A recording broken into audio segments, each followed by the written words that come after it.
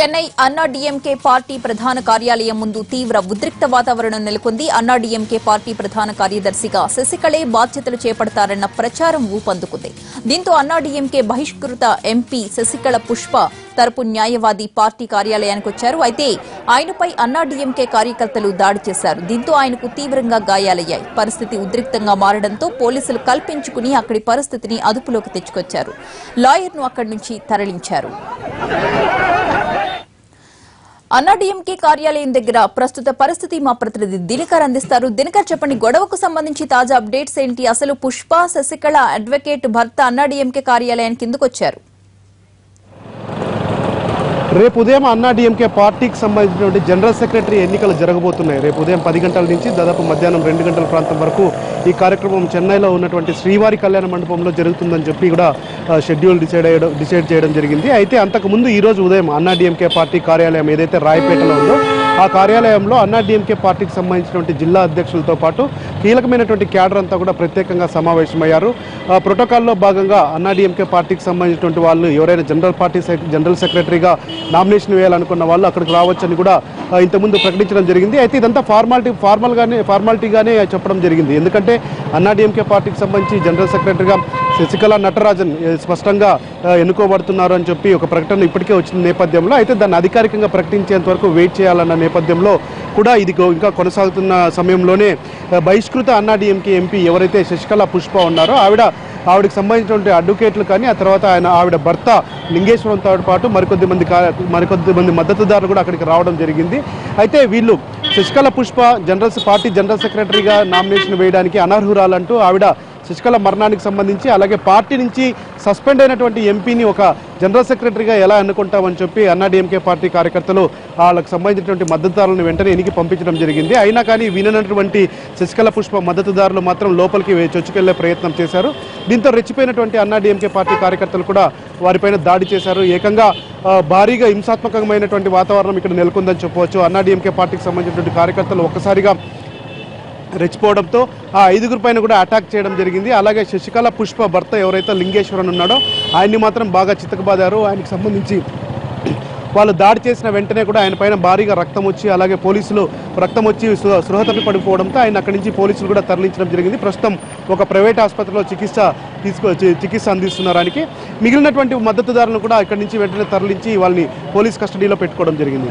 ఇక రేపు ఉదయం జరగబోతున్నటువంటి అన్నా డీఎంకే పార్టీకి సంబంధించిన జనరల్ బాడీ మీటింగ్లో దాదాపు ఆల్మోస్ట్ ఆల్ మీటింగ్ దానికి సంబంధించి నిర్ణయం కూడా తీసుకోవడం జరిగింది. 3000 నుంచి 4000 మంది అన్నా డీఎంకే పార్టీకి సంబంధించినటువంటి కార్యకర్తలు కూడా ప్రత్యేకంగా సమావేశం అవుతున్నారు. రేపు అమావాస్య మధ్యాహ్నం 12:30 1 గంట వరకు ఉండడంతో అన్నా డీఎంకే పార్టీకి సంబంధించి జనరల్ సెక్రటరీని ఎన్నుకోవడం అన్నది జరగటం లేదు. చిన్న మార్పు చేశారు. అన్నా డీఎంకే పార్టీకి సంబంధించినటువంటి బైలాస్ను కూడా సవరించడం జరిగింది. అందులో భాగంగానే అమ్మను నిరంతర జనరల్ సెక్రటరీగా శాశ్వత జనరల్ సెక్రటరీగా జయలలితను ఎన్నుకుందాము, ఆ తర్వాత జాయింట్ జనరల్ సెక్రటరీగా శశికళ నటరాజన్ ఎన్నుకుందామని చెప్పి కూడా ఫార్మల్గా నిర్ణయం తీసుకోవడం జరిగింది. దీన్ని అధికారికంగా ప్రకటిస్తారు. అయితే రేపు ఏదైతే మీటింగ్ జరగబోతుందో దానికి సంబంధించి ఆ మీటింగ్కి కూడా శశికళ నటరాజన్ వచ్చే అవకాశం లేదు. ఎవరైతే డిగ్నటరీస్ ఉన్నారో వాళ్ళందరూ కూడా యునానిమస్గా ఎన్నుకున్న తరువాత ఆ యొక్క నిర్ణయాన్ని వెళ్ళి పోయస్ గార్డెన్లో ఉన్నటువంటి నిర్ణయాన్ని శశికళకు చెప్తారని కూడా మనకున్నటువంటి సమాచారం. అయితే మరోవైపు ఓ పన్నీర్ సెల్వానికి సంబంధించినటువంటి మద్దతుదారులు కూడా శశికళ నటరాజన్కి సంబంధించి అన్నా డీఎంకే పార్టీ జనరల్ సెక్రటరీగా ఉంచడాన్ని వ్యతిరేకిస్తున్నటువంటి వర్గం కూడా ఉంది. మరి రేపు ఏమైనా అక్కడ కూడా గొడవలు జరుగుతాయనేది మాత్రం వేచి చూడాల్సిన పరిస్థితి ఉందని చెప్పవచ్చు. అయితే ఇప్పటికే రెండు వర్గాలుగా విడిపోయినటువంటి అన్నా డీఎంకే పార్టీలో అటు శశికళ నటరాజన్ వర్గము ఆ తర్వాత ఓ పన్నీర్ సెల్వం వర్గం మధ్యలో ఇప్పటికే గొడవలు జరుగుతున్నాయి. రీసెంట్గా శశికళ పుష్పకు సంబంధించినటువంటి మద్దతుదారులు కూడా ఒక్కసారిగా అన్నా డీఎంకే పార్టీ కార్యాలయం వద్ద వెళ్లడంతో ఈ పరిస్థితి అంతా చోటు చేసుకుందని చెప్పవచ్చు. ఇంకా రేపు శ్రీవారి కళ్యాణ మండపం దగ్గర మరిన్ని గొడవలు జరుగుతాయన్నది మాత్రం కొద్దిగా ఆసక్తికరంగా ఉన్నటువంటి మాట వాస్తవం. ఇంకా రేపు ఏం జరుగుతుంది అన్నది మాత్రం ఉత్కంఠగా నెలకొన్నటువంటి పరిస్థితి ఇక్కడ చెన్నైలో ఉందని చెప్పవచ్చు. ప్రతిభ, అయితే దినకర్, ముందస్తు చర్యలు ఏమైనా తీసుకుంటున్నారా అక్కడ పోలీసులు రేపు జరగబోయే సర్వసభ్య సమావేశంలో ఎలాంటి గందరగోళం జరగకుండా ఉండడానికి? దాదాపు 3000 మంది డిగ్నటరీస్ వీళ్ళకి మాత్రమే ఆహ్వాన పత్రాలు మాత్రమే అందించారు. ఆహ్వాన పత్రికలు ఉన్నవారు మాత్రమే రావాలి అని చెప్పి కూడా ఇప్పటికే స్పష్టం చేసిన నేపథ్యంలో మిగతా ఎవరైనా అన్నా డీఎంకే పార్టీ కార్యకర్తలు, జయలలిత అభిమానులు, ఎంజీఆర్ అభిమానులు అలాగే శశికళ పుష్ప మద్దతుదారులు కానీ, అలాగే ఇప్పుడు ఓ పన్నీర్సెల్వం మద్దతుదారులు కానీ, ఆ తర్వాత శశికళ నటరాజన్కి సంబంధించిన మద్దతుదారులు కానీ మధ్య ఏమైనా గొడవలు జరుగుతాయన్న భయం అయితే ఇక్కడ పోలీసుల్లో నెలకొని ఉంది. ఇప్పటికే పోయస్ గార్డెన్ దగ్గర కూడా అన్నాడీఎంకే పార్టీకి సంబంధించిన ఎమ్మెల్యేలు అలాగే పార్టీ సీనియర్ లీడర్లతో కూడా శశికళ నటరాజన్ ఆల్రెడీ సమావేశం కావడం జరిగింది.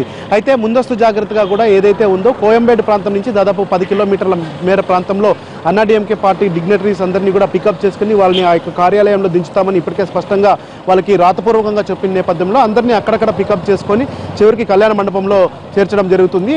ఆ చుట్టుపక్కల ప్రాంతాల్లో కూడా భారీ బందోబస్తుని ఏర్పాటు చేయాలని చెప్పి సిటీ పోలీస్ కమిషనర్ ఇప్పటికే స్థానికంగా ఉన్నటువంటి అధికారులకు కూడా చెప్పడం జరిగింది. సో దీంతో కొద్దిగా అటు పోయస్ గార్డెన్లోనూ అన్నాడీఎంకే పార్టీ ఆఫీస్ దగ్గర, ఆ తర్వాత రేపు జనరల్ బాడీ సమావేశం జరుగుతున్నటువంటి శ్రీవారి కళ్యాణ మండపం దగ్గర హై సెక్యూరిటీని ఏర్పాటు చేశారని చెప్పుకోవచ్చు మనం. సో పోలీసులకు రేపు పెద్ద పరీక్ష కానుంది, అగ్ని పరీక్ష అని చెప్పుకోవచ్చు. ఎందుకంటే 3 వర్గాలు ఏదైతే ఉన్నాయో ఆ 3 వర్గాలకు సంబంధించినటువంటి అన్నాడీఎంకే పార్టీ కార్యకర్తల మధ్య ఎలాంటి గొడవలు జరుగుతాయన్నది మాత్రం వేచి చూడాల్సిన పరిస్థితి ఉందని చెప్పవచ్చు. ప్రతిభ.